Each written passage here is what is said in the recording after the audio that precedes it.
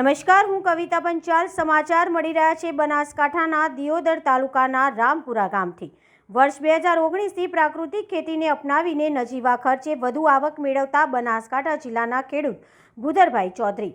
ગુજરાતમાં દિન પ્રતિદિન પ્રાકૃતિક ખેતીનો વ્યાપ વધી રહ્યો છે. રાજ્યમાં 20 લાખથી વધુ ખેડૂતો પ્રાકૃતિક કૃષિ કરતા થયા છે.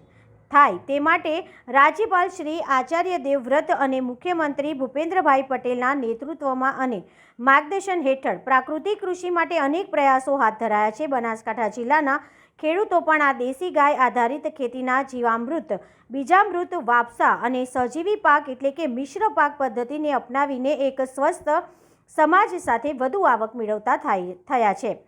બનાસકાંઠા જિલ્લાના દિયોદર તાલુકાના રામપુરા ગામના ખેડૂત ભૂદરભાઈ ખેતાજી ચૌધરી વર્ષ 2012થી આત્મવિભાગ સાથે જોડાયા. તેમને વર્ષ 2019થી પ્રાકૃતિક ખેતીને અપનાવીને અન્ય ખેડૂતો માટે પ્રેરણા સ્ત્રોત બન્યા છે. તેઓ જણાવે છે કે સરકારશ્રીની વિવિધ યોજનાઓનો લાભ લઈને અમો પ્રાકૃતિક ખેતી અપનાવી છે, જેમાં આજે મબલખ ઉત્પાદન મળી રહ્યું છે. સાવ નજીવા ખર્ચે થતી આ ખેતીથી ખર્ચા ઓછો અને ભાવ વધુ મળી રહ્યો છે.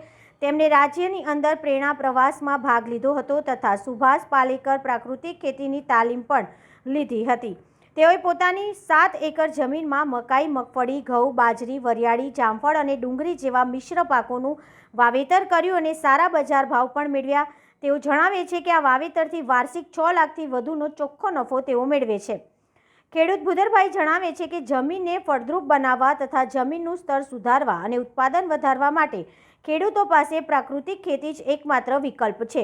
તેઓ અત્યારે માસ્ટર ટ્રેનર તરીકે આજુબાજુના 5 ગામોના ખેડૂતોને પ્રાકૃતિક ખેતીને લગતી માહિતી માટે ટ્રેનિંગ આપે છે. તેમણે પોતાના ખેતરમાં સરકારશ્રીની સહાયથી પંચસ્તરીય મોડેલ ફાર્મ ઊભું કર્યું છે, જેમાં તેઓ જામફળ, ચીકુ અને લીંબુ જેવા જુદા જુદા બાગાયતી પાકોનું વાવેતર કરીને અઢળક ઉત્પાદન મેળવે છે. તેઓ પ્રાકૃતિક ખેતીમાં બીજામૃત, જીવામૃત, ઘન જીવામૃત, આચ્છાદન, દસપરની અર્ક, નિમાસ્ત્ર અને ખાટી છાશના ઉપયોગથી ખેતી કરે છે. તેઓ જિલ્લાના અન્ય ખેડૂતોને પણ પ્રાકૃતિક ખેતી અપનાવવા અનુરોધ કરે છે. રિપોર્ટર જયંતિભાઈ પટેલ, બનાસકાંઠા. મારું નામ ચૌધરી ભૂદરભાઈ ખેતાજી, ગામ રામપુરા, તાલુકો દિયોદર, જિલ્લો બનાસકાંઠા. હું છેલ્લા 2012થી આત્મા પ્રોજેક્ટમાં જોડાયેલો હતો ને એની તાલીમ લઈ બધી માહિતી ખેતીવાડીની લઈને 2019થી પ્રાકૃતિક ખેતી સુભાષ પાલેકરની સલાહ સૂચન મુજબ પ્રાકૃતિક ખેતી ચાલુ કરી છે. તો એની અંદર મને સારામાં સારું ઉત્પાદન હવે મળે છે. પણ હવે સારામાં સારું ઉત્પાદન મળે છે અને હું 100% પ્રાકૃતિક ખેતી કરું છું. એની અંદર ઘન જીવામૃત, બીજામૃત, આચ્છાદન બધું વાપરું છું અને બીજા ખેડૂતોને પણ હું માહિતી આપું છું. 5 ગામોમાં જઈને ટ્રેનર માસ્ટર તરીકે ફરજ બજાવું છું કે પ્રાકૃતિક ખેતી આપણે ખેડૂતને કરવી જ પડશે, ચાલશે નહીં.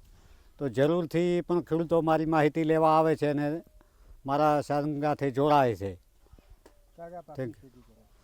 ઘઉં છે, રાઈ છે, એરંડા, સરસવ, શાકભાજી દરેક પાક, મિશ્ર પાકની હું ખેતી કરું છું.